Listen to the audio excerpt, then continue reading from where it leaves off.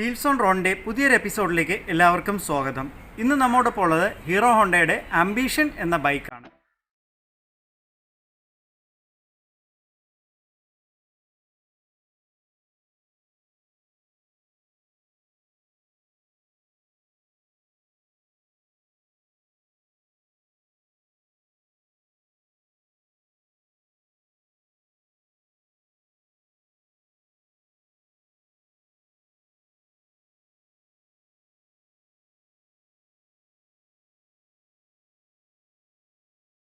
Hero Honda ambition Japan കമ്പനിയായ ഹോണ്ടയും Indian കമ്പനിയായ ഹീറോയും സംയോജിച്ച് നിർമ്മിച്ച മോഡലാണ് ഹീറോ ഹോണ്ട ആംബിഷൻ.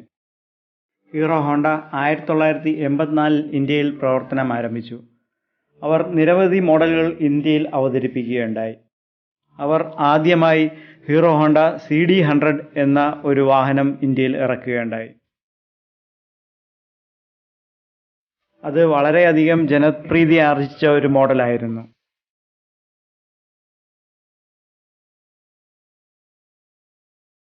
അത് കഴിഞ്ഞ് അവർ ഹീറോ ഹോണ്ട സ്ലീക്ക് എന്നൊരു മോഡൽ അവതരിപ്പിക്കുകയുണ്ടായി.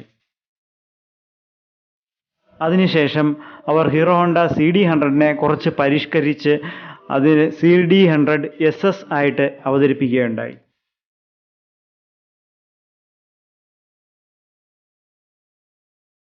അതിനുശേഷം ഹീറോ ഹോണ്ട സ്പ്ലെൻഡർ എന്നൊരു മോഡൽ ഇറക്കുകയുണ്ടായി. ഇത് ഏറ്റവും കൂടുതൽ ജനപ്രീതി ആർജിച്ച ഒരു വാഹനമാണ്. ലോകത്ത് തന്നെ ഏറ്റവും കൂടുതൽ വിറ്റഴിച്ച ഒരു മോഡലാണ് ഈ ഹീറോ ഹോണ്ട സ്പ്ലെൻഡർ എന്ന ഈ ബൈക്ക്. അതിനുശേഷം ഹീറോ ഹോണ്ട പാഷൻ എന്നൊരു ബൈക്ക് ഇറക്കുകയുണ്ടായി. അതും ഈ സ്പ്ലെൻഡർ കണക്ക് സ്പ്ലെൻഡറിൻ്റെ അത്ര വിജയകരമല്ലെങ്കിലും അത്യാവശ്യം നല്ല സെയിൽ ഉണ്ടായിരുന്ന ഒരു മോഡലാണ് ഹീറോ ഹോണ്ട പാഷൻ. അതിനുശേഷം അവർ 100cc എന്നൊക്കെ മാറി 150cc ഉള്ള CBC എന്ന ബൈക്ക് ഇറക്കുകയുണ്ടായി.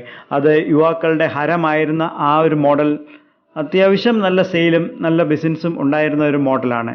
നമ്മളുടെ ഇടയിൽ ആദ്യമായി 150cc ബൈക്ക് ഇറക്കിയത് ഹീറോ ഹോണ്ട എന്ന് വേണമെങ്കിൽ പറയാം. 2002 ഇന്ന് നമ്മോടൊപ്പം ഉള്ള ഹീറോ ഹോണ്ട ആംബിഷൻ നിരത്തിലിറക്കുകയുണ്ടായി.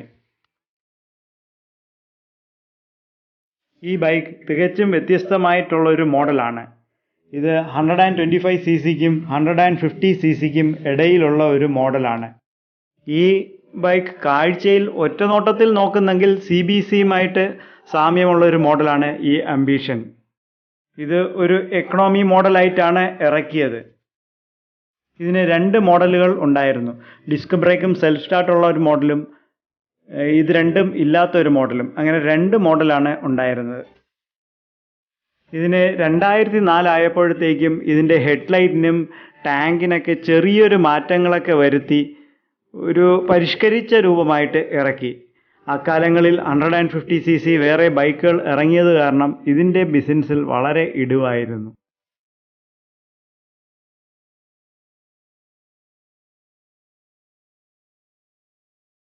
കാലക്രമേണ ഈ ബൈക്ക് നിർത്തുകയാണ് ഉണ്ടായിരുന്നത്.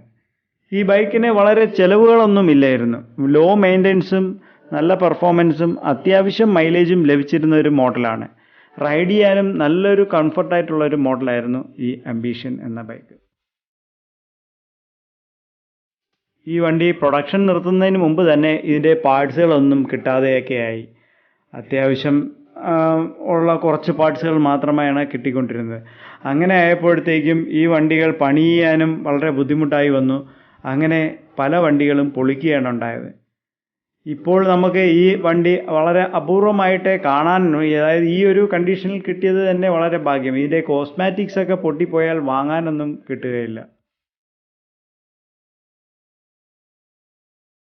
ഇതിൻ്റെ ഫീച്ചേഴ്സൊക്കെ ഒന്ന് നോക്കിയാലോ. ഇത് നല്ലൊരു റൈഡിങ് കംഫർട്ട് തരുന്ന ഒരു മോഡലാണ് ഈ ആംബിഷൻ. അത്യാവശ്യം നല്ല ഹൈറ്റൊക്കെ ഉള്ളവർക്കും ഉപയോഗിക്കാൻ പറ്റുന്ന രീതിയിലാണ് ഇത് ഡിസൈൻ ചെയ്തിരിക്കുന്നത്. ഫ്രണ്ട് ഫോർക്കിനായാലും നല്ലൊരു ഹൈറ്റും എല്ലാം നൽകുന്ന ഒരു രീതിയിലാണ് ഇത് ചെയ്തിരിക്കുന്നത്.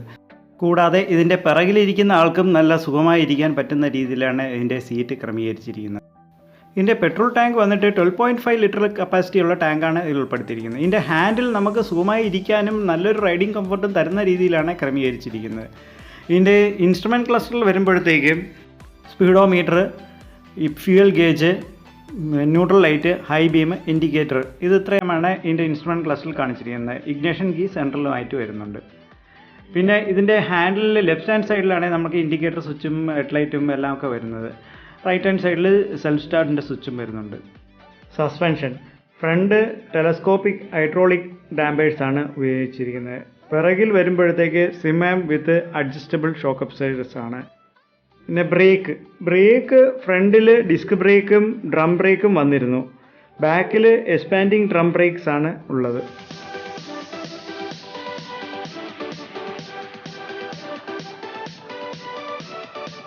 ഇതിൻ്റെ എൻജിൻ ഫീച്ചേഴ്സ് ഒന്ന് നോക്കിയാലോ. ഇതിൻ്റെ എൻജിൻ വന്നിട്ട് 133cc single cylinder 4 stroke air cooled petrol എൻജിനാണ് ഇതിൽ ഉൾപ്പെടുത്തിയിരിക്കുന്നത്. ഇതിൻ്റെ ഒരു ട്രാൻസ്മിഷൻ വന്നിട്ട് 5 സ്പീഡ് ട്രാൻസ്മിഷനാണ് ഇതിൽ ഉള്ളത്. ഇതിന് ഒരു പവർ വന്നിട്ട് 11 bhp at the rate 8000 RPM ലഭിക്കുന്നുണ്ട്. ഒരു ടോപ്പ് സ്പീഡ് 100 km/h ലഭിക്കുന്നുണ്ട്. മൈലേജ് ഒരു 50 km/L കമ്പനി അവകാശപ്പെടുന്നുണ്ട്. അംബീഷനാണ് ആദ്യമായി AMIയോടുകൂടിയ ബൈക്ക് ഇറക്കിയത്, അതായത് advance micro process ignition system.